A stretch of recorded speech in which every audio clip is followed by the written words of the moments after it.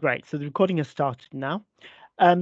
Skills is a really important aspect of everything that Long Road is doing now, and it's a very important aspect of what the government is focused on right now, both regionally and nationally, for various economic reasons. And we are going to explore what skills are, why they're important, and I'm going to engage in a dialogue with David, so it won't be a kind of a monologue or anything like that. We'll hopefully have a lively discussion. But as I mentioned, I would like you first of all to have a go at this quiz. I'm going to share my screen with you, and on the screen now, you should be able to see a blue screen with a QR code in the corner. And if you can scan the QR code, it will take, with a mobile phone, it'll go to a browser window and go to slido.com and put in that code. And then when you're ready, please just write down one example of an important employability or work readiness skill from your point of view. And we're going to talk about what the different terminologies are, why there are different terminologies a bit later. So I'm going to give you a couple of minutes to do that, and I'll be able to see the results appearing on screen, as will you. And this will form a word cloud.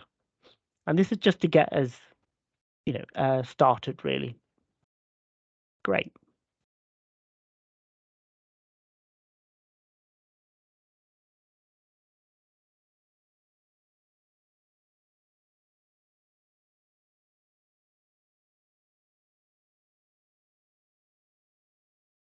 Don't worry about the silence. We're just looking at the screen and reading, so we're still all online.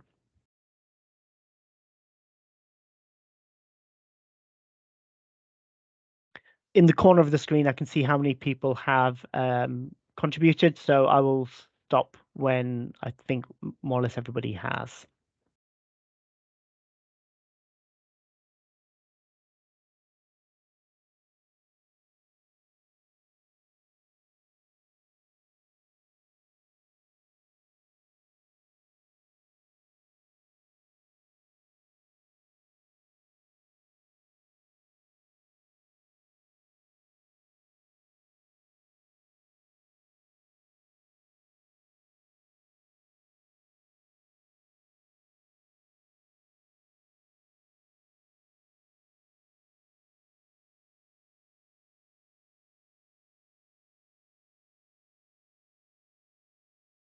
Okay, so I'll give you another minute or so.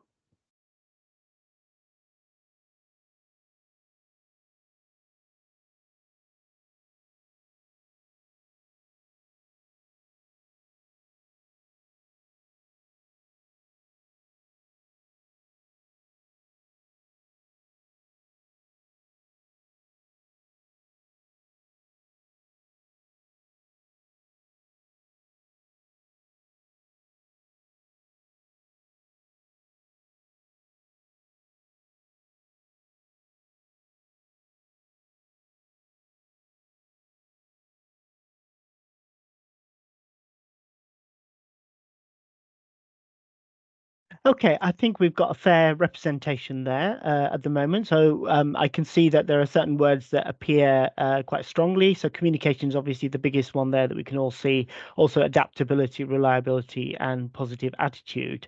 So I'm going to invite David to comment on these words in a minute or two. But I'd like to just first of all introduce him. So David is David Ruddy. He's worked in the motor and luxury boat industry for over 35 years. He started as an apprentice mechanical engineer and then held various roles, ending up in senior executive positions in multinational companies. He then worked in further education for 15 years and was the former executive director for growth and strategic partnerships at West Suffolk College, where he was working with stakeholders and partners and employers on upskilling and retraining programs throughout Suffolk, Norfolk, and Cambridgeshire. He now works as an independent business consultant, board advisor, chairman, and non-executive director, identifying strategic opportunities for organizations and helping them to deliver their operational and strategic objectives. He's also chair of Gateway Qualifications, an awarding organization in the credit-based learning sector, and was vice chairman and founder member and trustee of the Meridian Trust, successful multi-academy trust, of which there are several schools that you may be familiar with. He's currently a consultant on the Cambridgeshire and Peterborough Local Skills Improvement Plan with the Cambridgeshire Chamber of Commerce. So David is ideally suited for this discussion because he has a foot, I don't know how many feet he has, but he has one foot in the in industry and in business, one in the further education sector, and one in the skills environment and the discussion that's taking place about skills regionally and nationally. So, David, welcome. Thank you. So you've seen what our guests have written down as what they think are important skills, and I've described them as employability skills. But I know you also talk about work readiness, and there is a real issue around what is the terminology that we're using and how we identify skills. What's your perspective on that? Well, first thing, well done everybody, because you've got most of them, and in fact, it's an inexhaustive list. You can keep adding to it. So that's great. I think that in answer to language, it's one of the things, and no doubt you'll ask me about it later on, Tariq, but one of the things that the LSIP research has come out of is the mismatch, in some cases, not all, between what employers believe and what parents, students, and other stakeholders believe. And when I say believe, I mean in relation to skills. So, I mean, the first question really we should ask is, what is a skill? And the issue, so Tariq, I'm not going to ask you to answer that, because you should know. However, I thought it'd be interesting to see, because over the years I've heard so many different adaptations of this, and that's the first issue, because actually in the UK there is no comprehensive taxonomy for skills across occupations and education, which is a bit of a nightmare. However, the good news is, if we choose to follow it, and I'm going to read this bit out, otherwise I'll get it wrong, the Organisation for Economic Cooperation and Development, Future of Education and Skills 2030 project has said skills are the ability and capacity to carry out processes and to be able to use one's knowledge in a reasonable way to achieve a goal. Fair enough. I read that as a skill is the ability to achieve a specific task at an agreed performance standard. For example, we can all kick a ball, but we are not professional footballers who can kick a ball with accuracy and skill. So that's where a lot of the issues are surrounding the mismatch, as I said earlier on, between employers and not necessarily education providers, because they just don't understand the language. And that's one of the things that will come out in the LSIP, and one of the things we'll be trying to resolve. So, David, you've mentioned the LSIP a couple of times. Can you tell people what that is and what it stands for? Sure. So LSIP, Local Skills Improvement Plans, they're relatively new employer-led initiative that's come out from the Department for Education, and they aim to reshape skills training provision to better meet the local needs of employers and the wider economy. There are 38 of these across England, led by employer representative bodies, and predominantly they are member-led organisations like the Chamber of Commerce, like the Federation of Small Businesses, and for Cambridge and Peterborough is Cambridgeshire Chamber of Commerce. It's a 3-year local programme, and the employer representative boards, which are, as I said earlier on, like the Chamber, so the one in Cambridgeshire is Cambridgeshire Chamber of Commerce, will consider the current and future local skills needs identified by the employers working with them. And what's been happening is that since September last year, there's a huge amount of research has gone on with employers, local authorities, education providers, other stakeholders such as charities, and individuals, Department of Work and Pension. So we've got the views, or we've collated the views on, well, lots and lots and lots. You can imagine it's just a huge. I think in the report there's something like 17 annexes with data tables in. So that would be a good read when it's published. Where are we at the moment? The reports have gone into the Secretary of State. They come back. We had ours back on Monday, a few amendments, and they go off again on Friday. And we will hear sometime in July whether they've been approved. If they may come back yet again and want further detail, and that then will go back again in October. But it's expected that the Secretary of State will sign them off somewhere in the summer of 2023, but we know what governments are like. So when the summer 2023 is, your guess is as good as mine. But it runs through, it's a 3-year program, so it will run into towards the end of 2025. The interesting bit is that changes to the law mean that relevant training providers are under a duty to cooperate with the Chamber and consider the LSIPs when constructing their curriculum.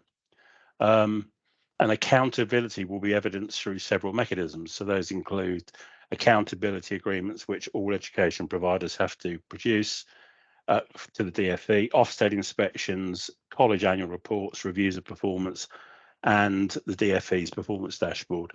Now, on the back of that, the government have announced that a local skills improvement fund has been made available for the financial year 23-24, and that has to be led by a college, and that's been done by Cambridge Regional College, but in collaboration with other college and sixth form providers. And the initial draft of that went off to the DfE on Monday, and we'll be looking to get that back. Now, it's really important that that actually is accepted, but I've got no reason to why it shouldn't be. Unfortunately, I can't tell you lots of detail about it because that's not in the public domain. But well, yeah, I can't tell you anything about it. I'm really sorry, but they are within priority areas, and those high growth priority areas for Cambridgeshire and Peterborough figure as advanced manufacturing, agri-tech, life sciences, digital and IT, and green. Now, those are headings, and within that, there's a lot of information. But the LSIF will lead on some of those.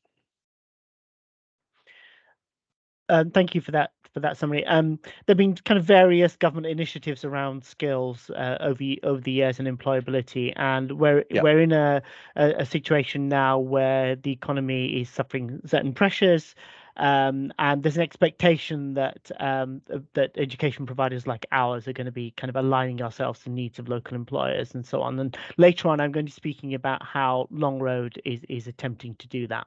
So just going back to kind of what the implications are for our region, you've explained or summarized what the key growth sectors are, which are the kind of high growth, strategic, knowledge intensive industries.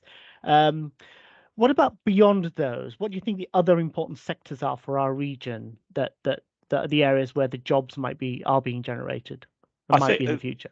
At the end of the day, Tariq, just going back to the LSIP for a minute, the statutory guidance for that was quite succinct in the fact that it had to be high growth sectors, in other words, and high value growth sectors. So we've mirrored ours with Cambridge and Peterborough Combined Authority because it made sense to. But actually, when we've done the research, a lot of the researchers said that's where they are. But you're right to ask that question because within all of those, there are cross-sector needs. Whether it's so, a lot of the employers we're talking to were saying, well, actually, whilst we need people at level 4 and 5 and beyond, we also need people at level 2 and 3. There's so many different ones, but not specific. So right. So if you look at advanced manufacturing, that's quite a wide remit. So whether it's mechanical engineering, electrical engineering, whether it's welding, there are so many subsections of that. So there's lots of opportunities. It's just the communication has got to be right between the employer and the provider to ensure that we have enough capacity to be able to put on courses which are needed. What I mean by that is it's all very well saying that there is a need for, I don't know, I'm going to make this up now, but there's a need for 100 welders. But actually, if someone then goes to the trouble and cost of making that available, we need to make sure there are 100 vacancies for welders, because currently that doesn't always happen. Okay, thank you. And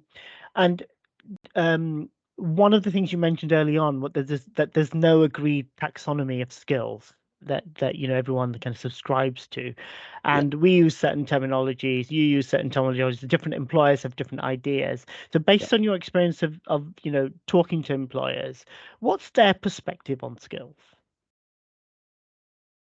It's changed.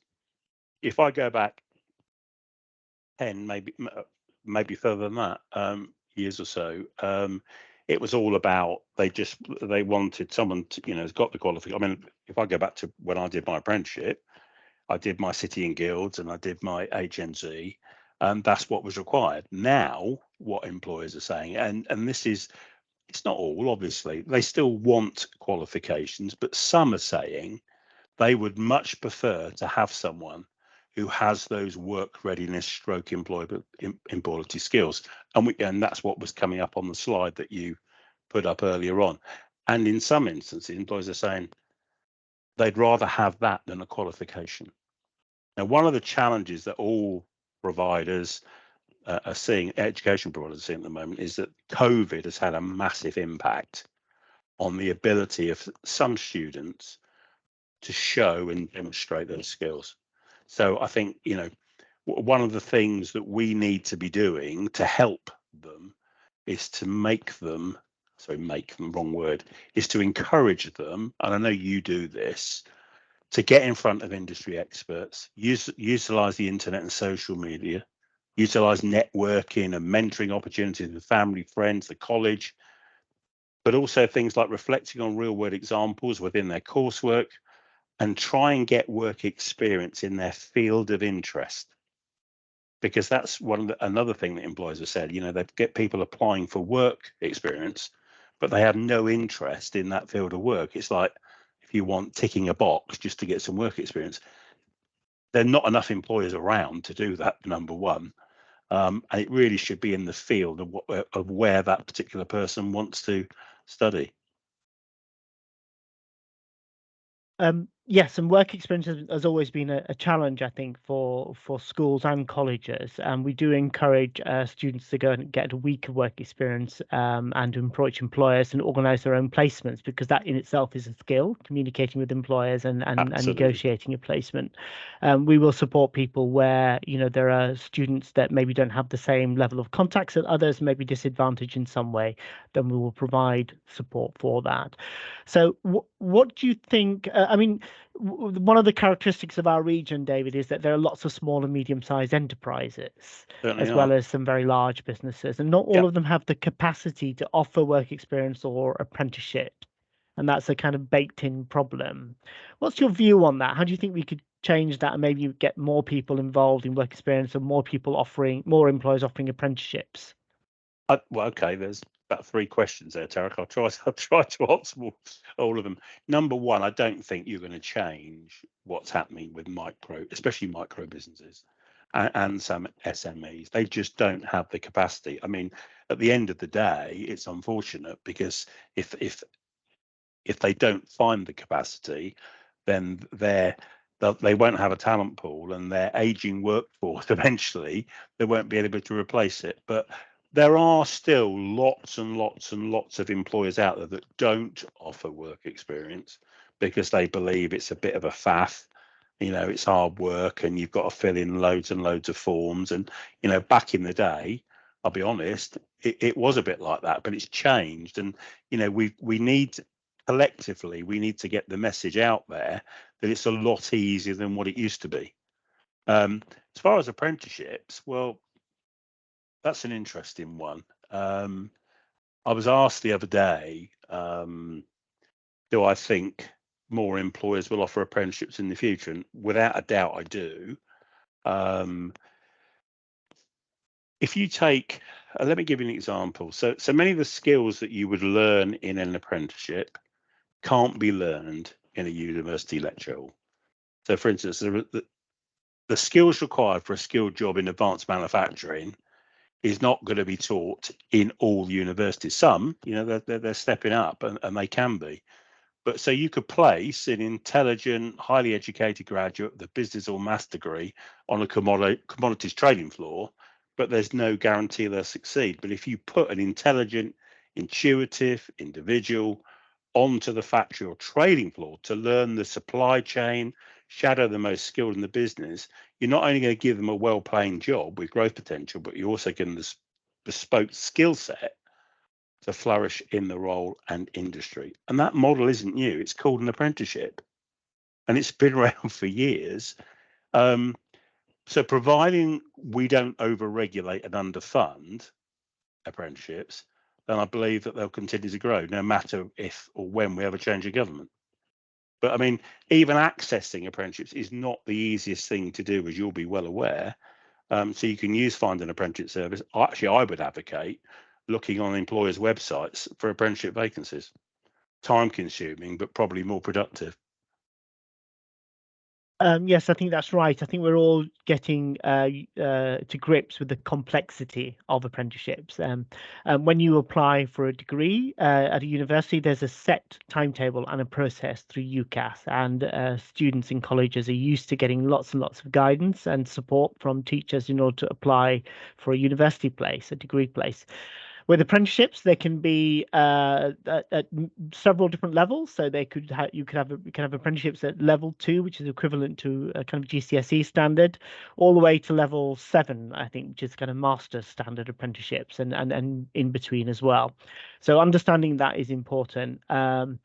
I think one of the things I always emphasize to my students when I see them for careers guidance is look at the skills that the apprenticeship provider has set out. They will usually, when you look on the Find an Apprenticeship government website, it will list the skills first, required skills, and then it will list the qualifications which are either desired or required. In a lot of cases, they're just desired, so they're not even necessarily looking for a particular qualification. Now, it's not to say that education isn't important. I think it gets more and more important as the world gets more complex. But the weight given to skills also increases in importance alongside academic qualifications. So I think sometimes there's a kind of a binary argument, David, between, say, the value of an education as opposed to the value of getting stuck in at work and learning your skills in the workplace. What's your take on that? Well, I definitely don't think one particular direction suits all. I think one of the wonderful things is there's lots of options. I do think, though, and I've seen over the years plenty of square pegs in round holes where someone's been encouraged to go and do something which really is no benefit to them whatsoever. So I think people have to be more selective, and a bit like what you just said, really have a look at what is being asked of you, because it's a very, very different case for going to do a degree, for instance, and being an apprentice. Although, to be fair, a degree apprenticeship is slightly more aligned to a university degree, but it just doesn't. One thing doesn't fit all. It just doesn't. I mean, you guys must have this, I should think, every day of your life, in the fact that someone's weighing up: do I carry on with my academic career, or do I do an apprenticeship? Well, the first thing I would say to you: don't fool yourself. An apprenticeship is academic. You've still got to have English and maths, and some of the higher levels, you've got to have very high levels of English and maths. So people still have a little bit of a thing that says apprenticeships are a lower qualification to a degree. Well, on paper, maybe, but not in the real world anymore. I mean, I think that's very true. I think actually doing an apprenticeship is much more challenging than doing a degree, in my opinion, because first of all, you're doing a job. So you have to have the discipline of going to work every day. following instructions, as well as then studying as well.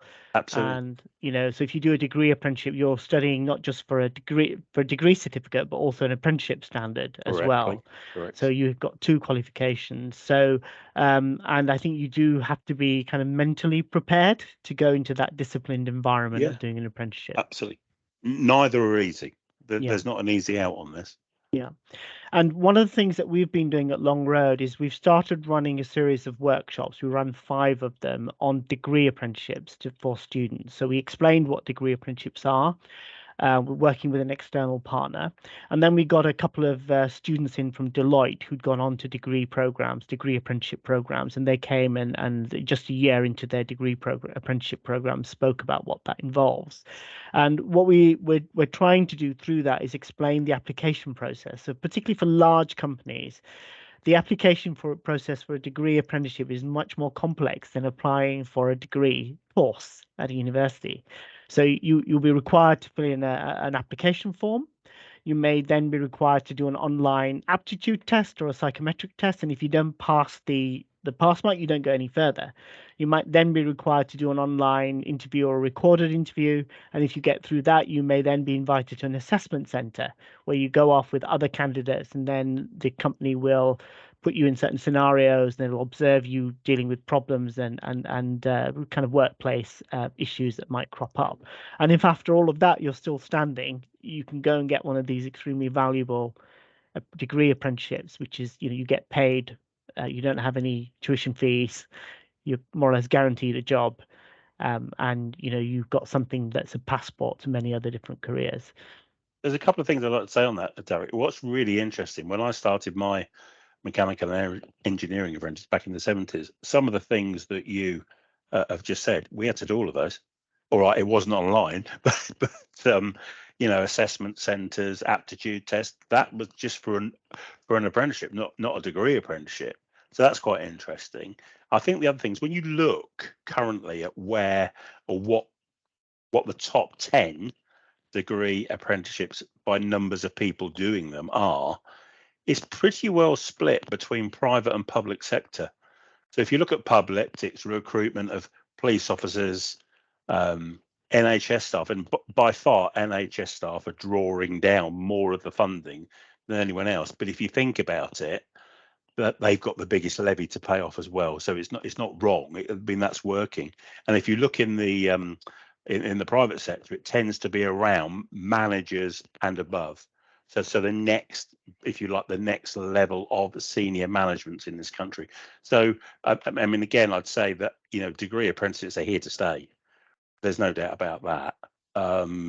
And hopefully, because it's still quite limited in the sectors they're in. But then, for people listening, it does take quite a long time to write these programs, and then they have to be signed off. That's not a short period of time. But there are more and more in the pipeline, which is good news. So we just need to make sure that the funding's still there for them. Yes, and 2 of the biggest degree apprenticeship programs that we have in this region are the policing degree apprenticeship with Anglia Ruskin University, which has, I think, 7 or 8 different forces, including the Met, that you can join, and the nursing degree apprenticeship as well with the NHS. And we're going to talk a little bit further about the work that we're doing with the NHS. But that you can also now become a solicitor doing a degree apprenticeship. Yeah, you can. Yeah, and also they're about to introduce a medical doctor degree apprenticeship, believe it or not. Yeah, there's lots in the pipeline, Tariq. Lots in the pipeline. In fact, those ones have been in the pipeline for a long time. I mean, the nursing one took ages to come through because there were lots of barriers. But I mean, they are there. I'd like to see them speed it up, but it is what it is. I mean, but don't forget, they are a key tool to tackle skills gaps and shortages at levels 6 and 7, without a doubt. And I mean, that's vital for us as a country. Yeah, and I think just kind of from the point of view of the college, for some years there's been a perception, at least in government, that schools are particularly biased towards trying to get students in to do A levels and then into university. So there's been that perception, and the government has been encouraging everyone in kind of schools and sixth forms to be impartial in the advice that we give them. So, treating the different pathways equally, so not pushing, generally tending to push people towards university as opposed to anything else. And as of the beginning of this year, it became a legal requirement. But in fact, it has been for a little while, but it became more strongly Enforced in enforced. January, yeah. Indeed, yes. So, we have to give access to any technical and vocational education provider if they ask for it. We need to give them access to our students and make them aware of apprenticeships and other sort of HNCs and HNDs, which are higher national certificates, higher national diplomas. So the equivalent to the first and second years of a degree as an alternative to a degree program. So we're doing all of that. We're building all of that into our programs and inviting lots of different employers and further education colleges into the college to do it. And actually, you'll go stronger for that because of the collaboration that you're willing to share with people. I mean, I've never understood why people, and not all people, but some institutions have closed the doors and they just do their own thing because that doesn't benefit anybody. Yeah. Okay. So at that point, it's just gone 4 minutes past 6, and if possible, I'd like to finish by 6:30 if we can, or go a bit beyond that. I'd like to open the floor up to questions. As I mentioned earlier, you'll see across the top. Well, hopefully, I don't know. I think it's always different on whichever device you're using, but there should be a Q&A tab with a couple of speech bubbles and a question mark in the middle. And if you want to write your question in there, and then my colleague Emma is going to monitor that, and I will monitor it, and then we will ask some of those questions. While you're doing that, I'll give you a little bit of time to do it. I'm going to show you some of the things that we've been doing at Longroad. I'm going to share a short presentation with you, and that might also generate a few more questions. Is that all right, David? Is that perfect? Yeah, no problem. Okay, no great. problem. So now, if I can manage to move my mouse to the right point, I'm going to share my screen again. So now you should be able to see a rather garish title slide with lots of colored arrows. Can you and Emma, can you and David see that? I can see that. Yeah. Hopefully, so everyone should be able to see that. So this is the presentation. I'm going to take you through it. I'm not going to read every single word on here, and I'm happy to share it later. This is to give you an overview of what we're doing at Longroad to address some of these issues. So okay, so I think we've already talked about some of the context. I've mentioned the local skill. We've mentioned the local skills improvement partnership and what government wants us to do with that. We've mentioned the provider access legislation, which is the rather kind of opaque name for the requirement to give access to vocational providers. And the other thing that I think, David, you mentioned earlier was that our next Ofsted inspection will include a specific focus on skills. So Ofsted inspectors have now been briefed that when they come and do an inspection with with colleges, that they will look at how we are delivering on the skills agenda. What are the careers activities that we're doing? And yes, David? I was just going to add to that, and I don't know if you're aware of it, but they will also ask the ERB, i.e. the chamber in this particular, what your engagement has been with the LSIP progress, with the the LSIP report. Yes, exactly. As part of that. Yeah, and I've already been in webinars with several colleges and schools that have already had this type of Ofsted inspection. And one of the things that comes across quite strongly is that they will ask you what you're doing, but what they'll then do is go and ask the students whether they've experienced services that we've offered them and what their view is on what the school or the college is doing in terms of meeting the skills agenda. So this is quite important because we do provide a lot of activity to our students, a lot of opportunities. Not all of them can see the value of it straight away. This requires quite a lot of work on our part to persuade them to participate in activities. Many do, some are not quite there yet. So we've got a lot of work to do. This is also where parents are very important for us. So this is one of the reasons why we do events like today, to fill you in on the background and the context so that you can do your bit to encourage your sons and daughters to participate and take advantage of the things that we offer. So this is a list of words, but generally it's just meant to give you an idea of the different types of things that we do, which range from personal one-to-one careers guidance for any student that wants it. So we do up to an hour long. We do kind of students can volunteer themselves. They don't have to be referred by anyone. We provide a comprehensive careers platform called Unifrog as well, which some of your young people may have mentioned. We organize lots of employer visits and classroom talks, and we do a lot of training. And there are a couple of other things that we're going to be talking about in terms of how we promote skills. Some of you will be aware that we organize large scale careers fairs. I mean, we'll have like 20 companies on a day coming in as well, and we kind of facilitate work experience and give them links to lots of virtual work experience as well, which has become quite important since COVID as well. And some of you will also know that we send a regular weekly parents bulletin, which includes careers content as well. And we have a range of external experts that we work with, expert organizations, to deliver a lot of these things. And we're happy to discuss more of that in detail with anyone that's interested. So this is just to kind of reinforce the point about Unifrog. Unifrog is a careers platform which has immense amounts of data, and every student has an account, and they can customize and personalize and tailor Unifrog to their own interests and their own capabilities and skills. It's also the place where they can record skills and the different activities that they do in and out of college. Which are relevant, and that information then can be recorded in a way that they can then use in job interviews and personal statements and so on. Okay. Nice picture of a frog. Again, some examples of activities that we've done this year. So we've done a STEM fair with STEM companies specifically targeted at science and health and social care students. We did a session with creative industries, which is again a very complex environment with lots of small businesses and freelancers involved. So trying to explain how that works. We've taken students on a visit to Abcam, which is a big life sciences company on the Cambridge Biomedical campus, particularly focused on neurodiversity. We did a whole day of work with criminology employers involved, employers who might be of interest to criminology students. So that's prisons, probation service, police, social workers, and other things. And hot off the press, we entered a team this year in the FXP Computer Gaming Festival, which is a regional computer gaming festival, and Long Road won the best game category in the best game in the further education category, and one of the judges described it as a kind of one of a kind, unique game. So we were very pleased about that, as the gaming industry is one of the areas that we've been promoting and inviting speakers in. And there may be more about that next year, so watch this space.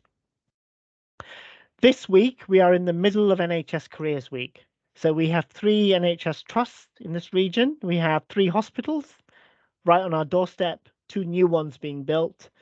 We've got a mini town in the biomedical campus here, and there are over 350 different jobs for anyone, whether they're medical, STEM-based or not. You know, there are jobs available for students doing humanities and art subjects as well. So what we're doing today is we're inviting representatives in from all 3 trusts every single day this week, 10 a.m. to 3 p.m. Each day has a different focus. So yesterday we had allied health professions, so dietetics and occupational therapy, speech and language, physiotherapy. We've been taking them into classrooms to do talks, and we've been inviting students to come and visit the stands that are there. And we're doing that all week. And this is an experiment for us, but we know that our biggest local employer, where there's a great urgent need for skilled labour, is the NHS. Absolutely critical to our region and the nation as well. Green skills, you mentioned green skills, David, and we've put a lot of focus on that now, and we've been educating students in workshops around green skills. So you can see some examples of this. But green skills are all skills, essentially, because we're going to need every single skill in order to do the transition to net zero.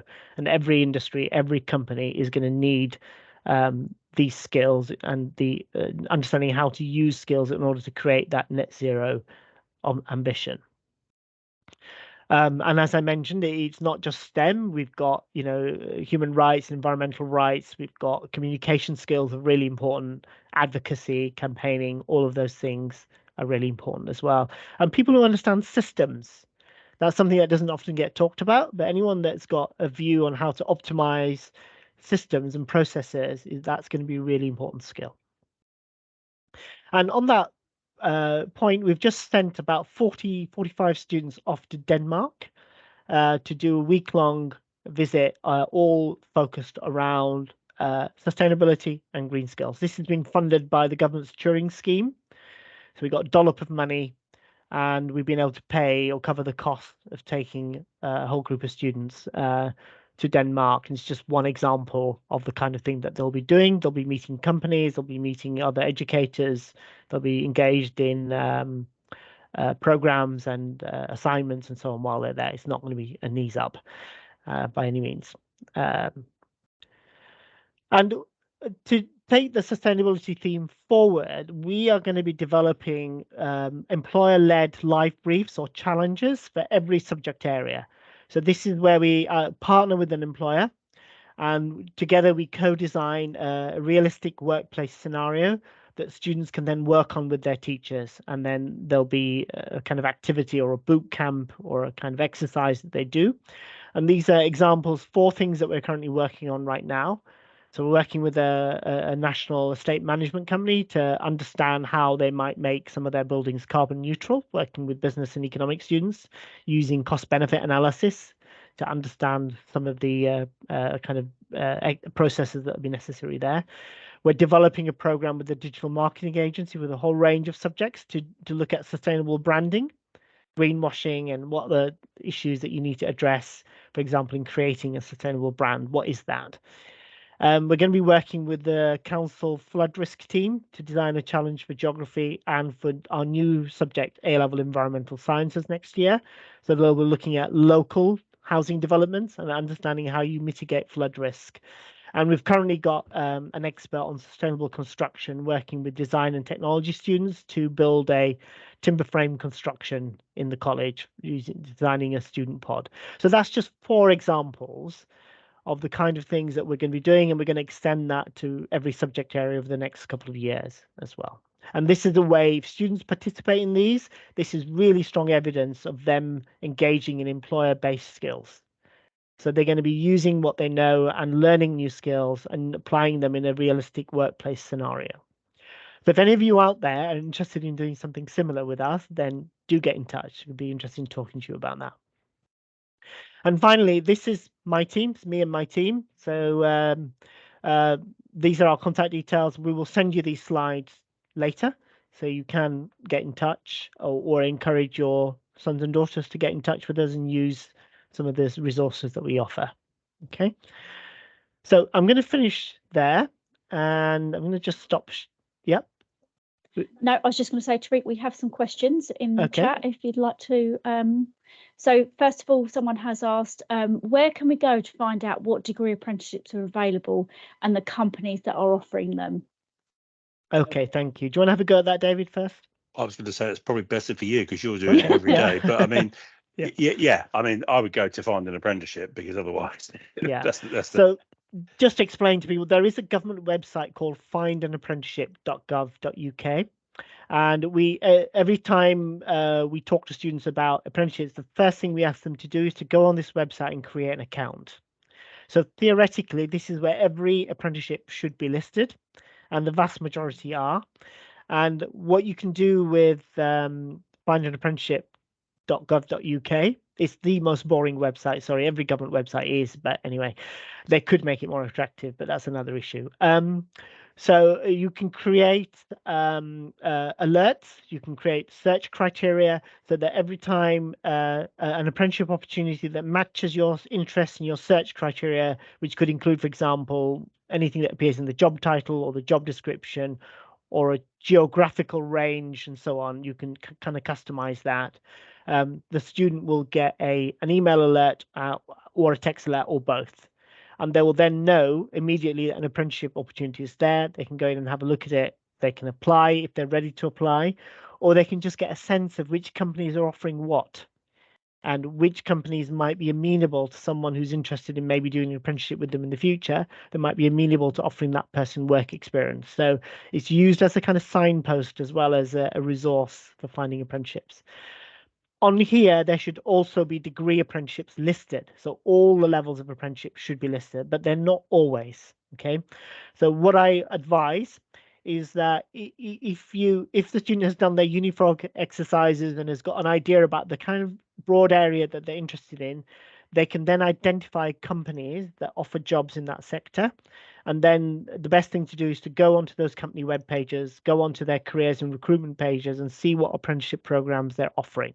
And these can be degree apprenticeships, or they can be entry-level apprenticeships. Some offer a range of things, or they could be graduate programs and so on.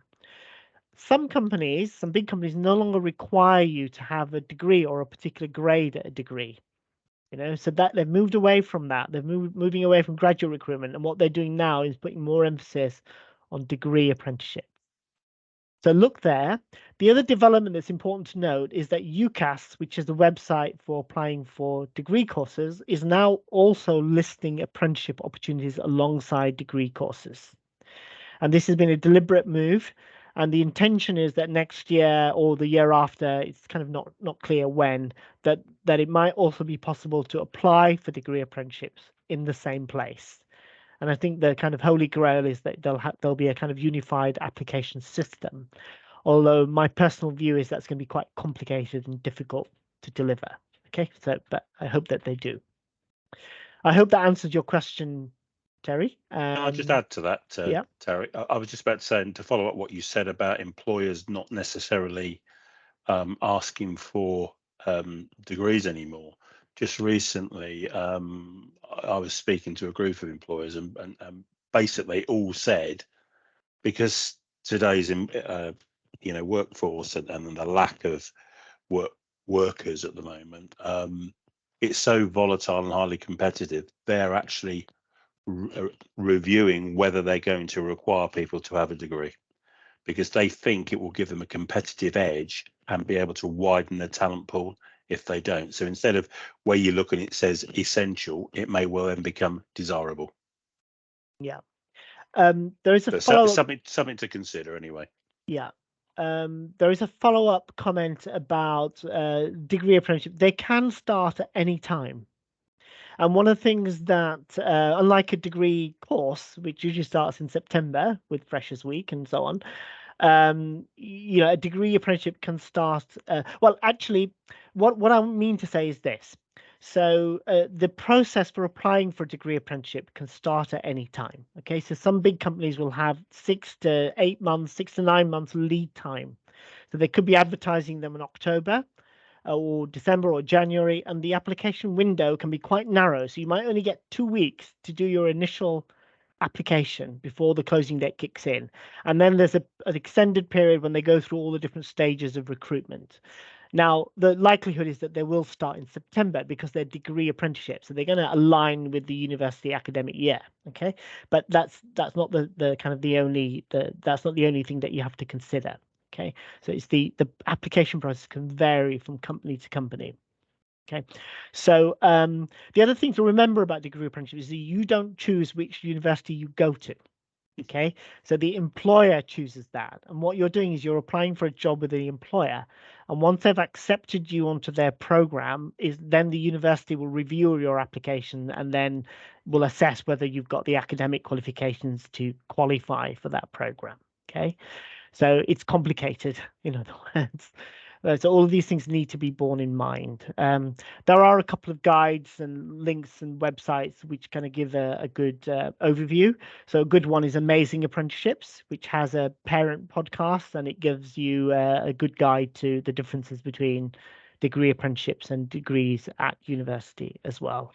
And again, we can share those links. And I think there's another question from Stefano. Yep. So regionally, what sectors have the highest demand over the next few years for young people with level 4 qualifications, degree apprenticeship? Where is there too much supply? So David, I think that one's for you. Off the top of my head, I don't know. I'd have to dig into the data book within the report, but I don't think there is, to be honest with you. I think in those areas where there are degree apprenticeships, if you look at, where degree apprenticeships are currently, I mean, legal, finance and accounting, health and science, you'll have to forgive me there, might have to jog my memory. engineering, manufacturing, digital, creative and design. I think I've missed one. Oh, construction. So within all of that, there's loads. There's no surplus demand at the moment, and that's quite a good thing in a way, because it provides more opportunities for people to do it. But I suppose a lot will depend on what the government do with the funding, because currently degree apprenticeships are taking more of the funding in total of the apprenticeship pot than they were originally considering. Having said that, there's lots of plans with the Office for Students to create a further £40 million for degree apprenticeships. I'm not sure if that answered the question, but I can't quote off the top of my head, but I just want to just clarify something. So the question asked for young people with level 4 qualifications. Then it says degree apprenticeships in the bracket. So level 4 is below is below the degree qualification level. So it might be kind of equivalent of a foundation year. Sure. And level 5 and level 6 are kind of getting into the degree programs. And then level 7 is like equivalent to master's degree. And then I think there's also level 8. So it is hard to get your head around that. Yeah. And I think one of the kind of features of the way that the labour market has changed over years is that some people have argued that actually there's a contraction in those mid-level technical jobs. So there are more demand for lower level qualified jobs, which maybe a lot of EU migrants were filling before Brexit, and the higher level, highly kind of advanced skills that you need at level 7, PhD level 7 and 8, which are the big kind of knowledge intensive companies and industries can recruit from anywhere in the world if there's a shortage of skills here for that. So there is a kind of structural problem within the economy.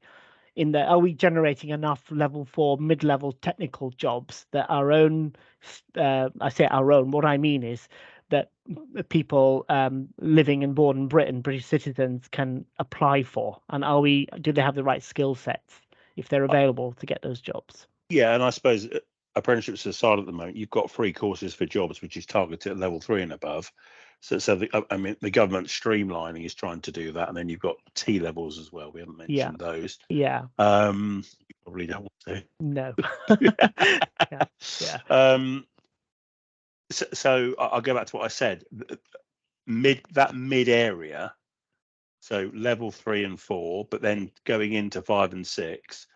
At the moment, to my knowledge, there is no surplus. People are still looking for those. But you've got to get out there and find out where they are.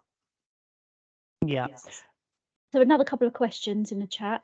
Someone said, if a student wants to take a gap year, would they still be eligible to apply for a degree apprenticeship? There is no upper age limit on when you can apply for a degree. An apprenticeship or a degree for that matter, but an apprenticeship. So you just have to be 16. Okay.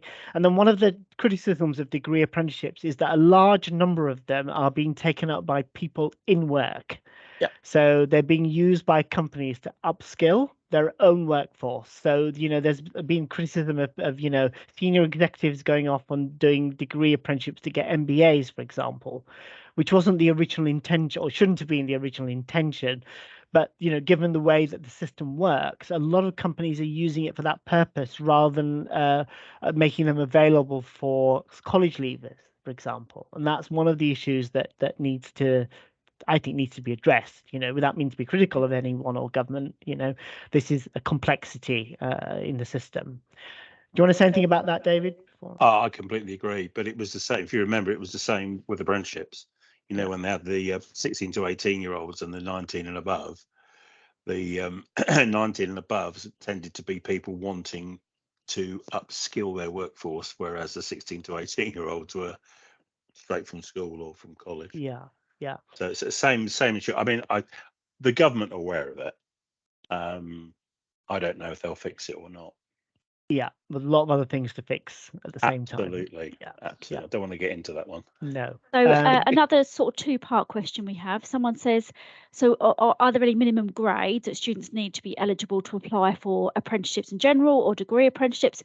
And also if a student, for example, doing 3 A levels then drops down to 2 in their second year, what would they still be eligible for potentially? Okay, so every single apprenticeship is different. So you need to look at the specification. I mentioned earlier that a lot of apprenticeships you look at, particularly at the kind of level 2 and some level 3, will just ask for the basic minimum. So GCSE Maths and English at grade 4. Sometimes they won't even want that. Okay, so what they'll do is they'll say, well, if you haven't got that, then apply anyway, and we can put you on functional maths and skills and so on. You get that qualification and so on, which is kind of kind of more work related skills that you need rather than reading Victorian romantic novels and that kind of thing. Not that there's anything wrong with that. I enjoy that myself. If I've given away a secret there, never mind.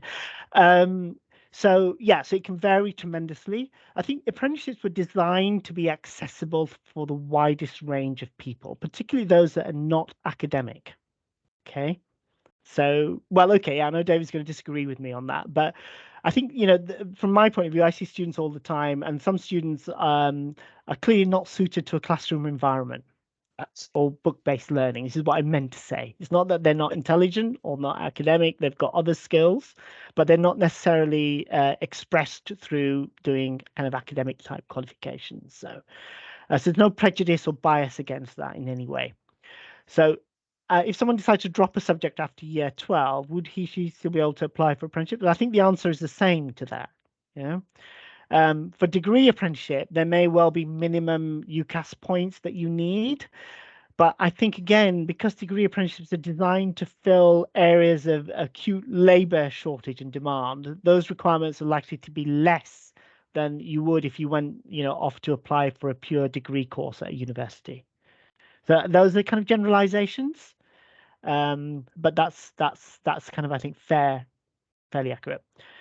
Does the college help train a student for interviews? We do. We offer mock interview sessions that students can book for. We have got a CV clinic coming up next week, which we advertise that it's the second one we're doing this year. So we've got an recruitment expert coming in whose 3 children, I think, were all at Long Road. And she will do a CV clinic with them, look at any CV they've got or help them construct one from scratch. We give all students access to resources to practice interviews. So we've got lots of stuff on Unifrog. We give them links on the National Career Service website, which kind of explains how to structure an interview, how to structure an answer to an interview question, for example.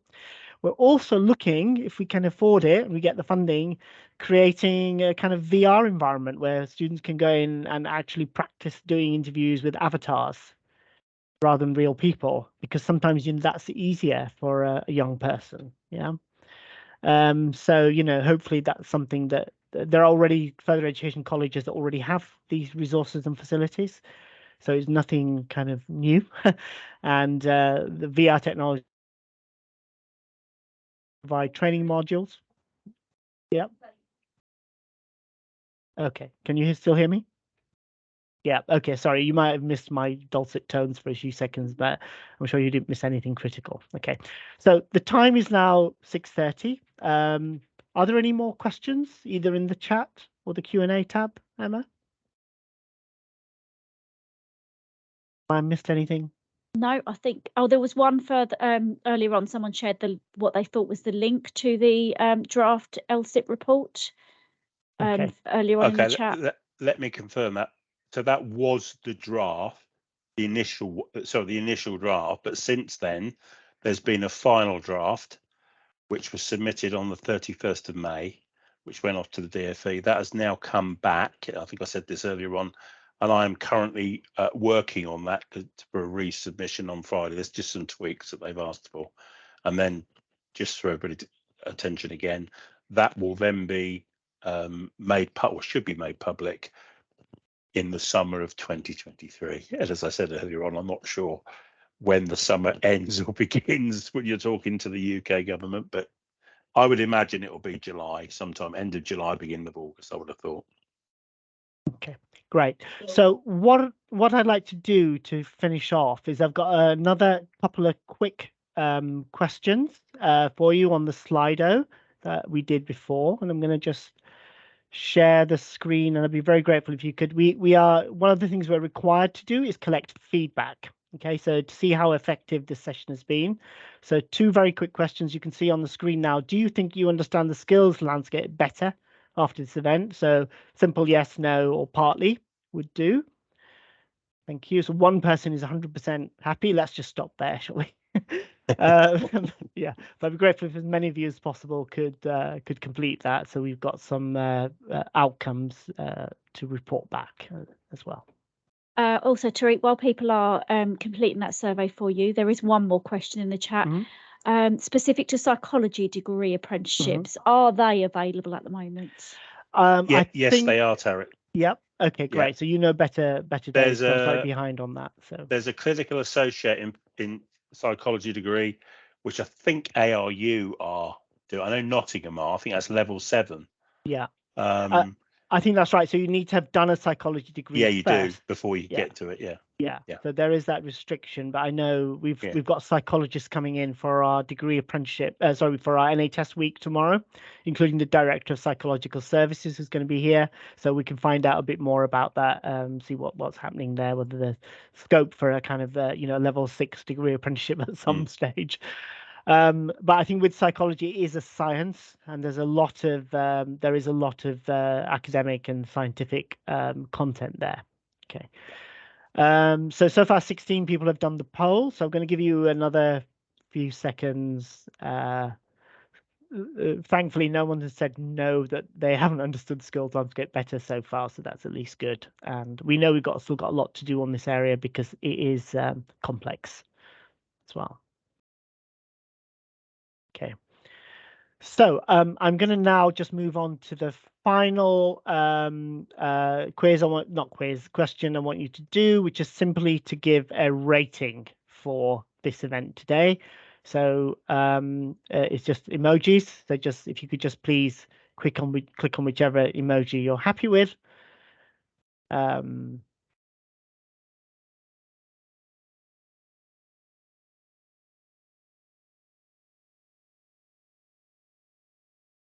Also, Tariq, can we just clarify to participants, we are sharing the recording and the presentation, aren't we? Yeah, so we will share the slides and we will give you a link to the recording. It's not always straightforward to provide a link because Teams is the internal team system, so the link is available. But you should still be able to access it, I think, the recording through your chat as well. But I'm a kind of technical incompetent when it comes to this kind of thing, so we will figure it out. We'll send you a link and explain how to access it. Okay, so 17 people have very kindly filled in the feedback form, and we're getting a rating of 4.1, which is good. We don't go away and open champagne because of that. It just helps us to understand whether we're on the right track and what we can do better next time. And so carry on voting if you want to, please, on that. Okay, so finally, while that's going on, David, I think you're frozen. Yep, you're all right now. Yeah. So, okay. So I just want to finally thank David for being our speaker today and for giving us the kind of benefit of his many years of experience and his insight into the employment in the region, and also his background in education has been really useful in this context as well. So thank you very much, David, for that. It's no problem, Tariq, and thanks for inviting me. And I'm going to be more than willing to come back once the LSIP and LSIF reports are published. Yeah, and it's a kind of wonderful bedtime reading to look forward to. Oh, yes. Yeah, I think we've got one more question from Philip Holly. Is that right? Okay, so Philip, shall I enable your mic so you can ask the question? There you go.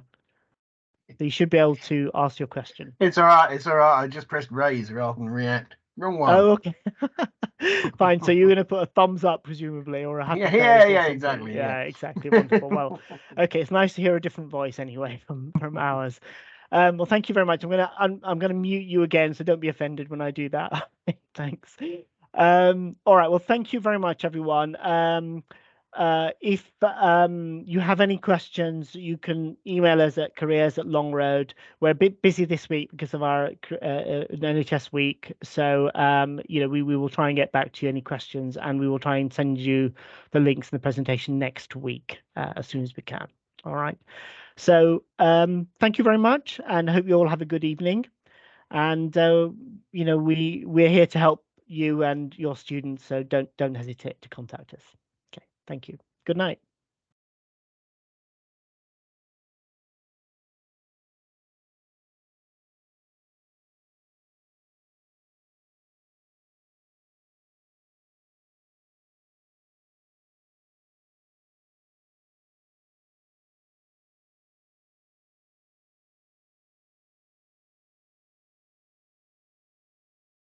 Sorry, guys. I just want to hold on for a few seconds. We're going to have a brief kind of debrief afterwards, if that's okay. Sure. So.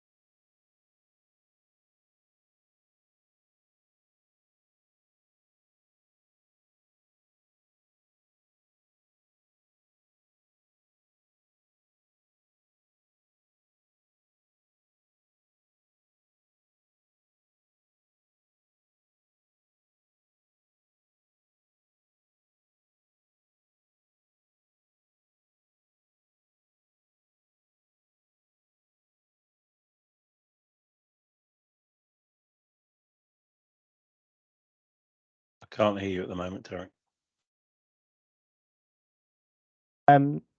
Yeah. So we just oh, Dave's gone. Yeah. We removed Dave. Yeah, if you could just bring him back. Okay.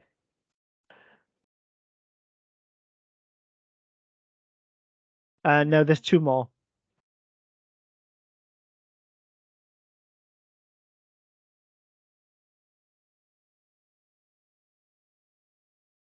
Okay, sorry, David, we removed you by mistake. I'm going to enable. Sorry, that was me. Yeah, sorry. Let me allow mic and allow camera. Hi, David. Oh yeah. Sorry, So I heard what you said. removed you No, by mistake. Made me laugh. I thought, God, was it that bad? Yeah. Do you want to stop recording, Emma?